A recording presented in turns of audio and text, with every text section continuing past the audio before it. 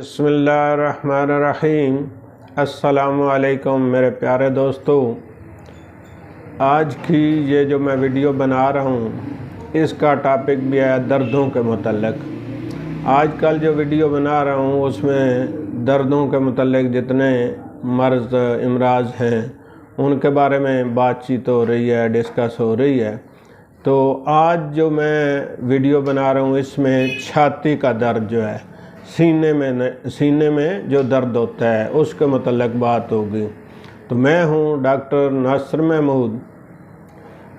मैं बिल्कुल खैरियत से हूँ। उम्मीद करता हूँ कि मेरे तमाम सुनने वाले दोस्त भी खैरियत से होंगे।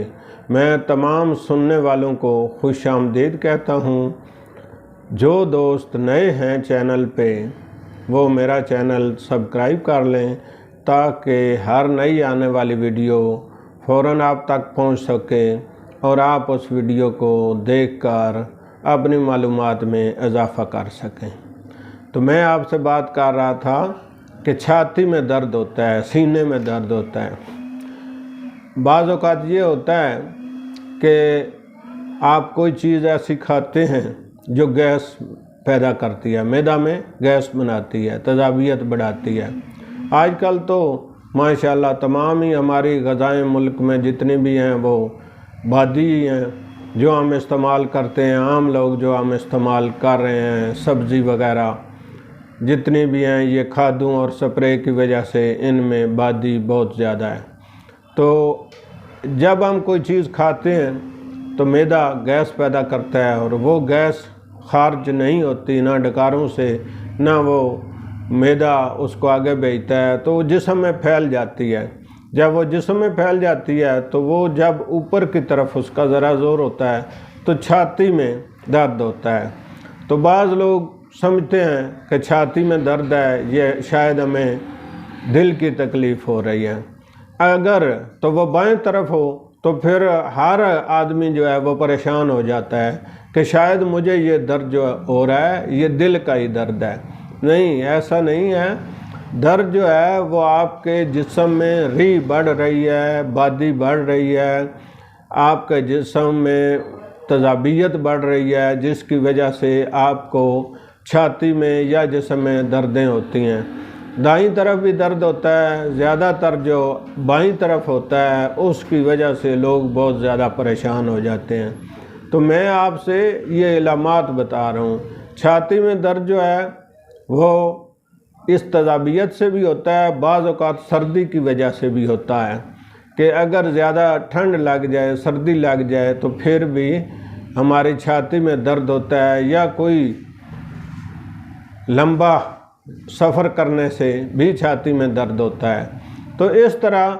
जो दिल का दर्द होता है उसकी मैं आपको इलामात बता दूं ताकि आपको पता चल जाए कि ये दर्द सर्दी का है या हवा का, गैस का है या दिल का है। जो बाईं तरफ दर्द होता है छाती में यानी दिल के मकाम पर, उसके ये इलामात ये हैं कि यहाँ आपको दर्द हो रहा है, अगर तो आप लंबा सांस लें और वो दर्द बढ़ जाए तो फिर यकीनन 100% जो है वो हवा का दर्द है। ये इलामात याद रखें। अगर आपको दर्द हो रहा है और आप ऐसे लंबा सांस लें, लंबा सांस लेने से उस दर्द में शिद्दत आ जाए तो वो 100% रीवा का दर्द है, दिल का दर्द नहीं है। दिल का दर्द जो है, जो दिल में दर्द होता है, उसको सांस लंबा या छोटा सांस लेने से कोई फ़र्क नहीं पड़ता, वो बराबर चल रहता है। जे अगर सांस जो है वो लंबा लेने से आपको और ज़्यादा तकलीफ़ हुई है तो इसका मतलब है आपको हवा का दर्द है, यानी री का दर्द है, गैस का दर्द है, तेज़ाबियत ज़्यादा होने की वजह से आपको छाती में दर्द हो रहा है। तो ये आपको मैं इलामात बता रहा हूँ। तो ये आप ख़ुद ही जब आपको तकलीफ़ हो आप चेक कर सकते हैं कि मुझे ये छाती में जो दर्द हो रहा है ये दिल का दर्द है या वैसे दर्द है। बाज़ लोग बहुत परेशान हो जाते हैं जब बाईं तरफ, ख़ासकर आजकल के दौर में तो खा एक छोटा बच्चा है उसको भी अगर बाईं तरफ दर्द हो रहा है तो वो समझता है कि मुझे भी दिल की तकलीफ़ है, मुझे ये दिल का दर्द हो रहा है। तो नहीं, ऐसा नहीं है। अगर इस तरह का दर्द हो तो आप परेशान ना हों कि ये दर्द दिल का है। तो अगर दिल का दर्द हो तो उसका फ़ौरन आपको चेकअप कराना चाहिए, दिल के डॉक्टर से चेकअप करवाना चाहिए, या किसी भी आम डॉक्टर से वक्ती तौर पे आप कोई ऐसी मेडिसिन लें, दवाई लें। अगर आप नौजवान हैं, यंग हैं या एजेड हैं तो फिर आपको फ़ौरन ब्लड प्रेशर चेक करवाना चाहिए कि क्या कोई मसला तो नहीं आ रहा। अगर आ रहा है तो आपको फ़ौरन उसका इलाज करवाना चाहिए, चेकअप करवाना चाहिए। तो ये थी छाती के जो दर्द होता है छाती के अंदर, उसकी इलामात। और इसके अलावा भी ये छाती जो है इसके अंदर कई एक औरतों को मसाइल होते हैं, उसकी वजह से भी दर्द होता है।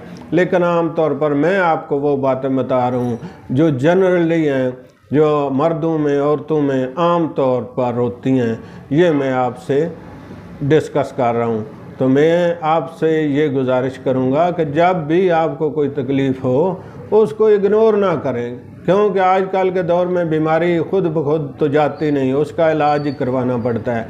अगर आप देर करेंगे तो फिर आपको ज़्यादा मुश्किल का सामना करना पड़ेगा। तो मेरी गुजारिश है कि आप अगर कोई इस किस्म की तकलीफ़ हो तो फ़ौरन अपना चेकअप करवाएं और अपना इलाज करवाएं।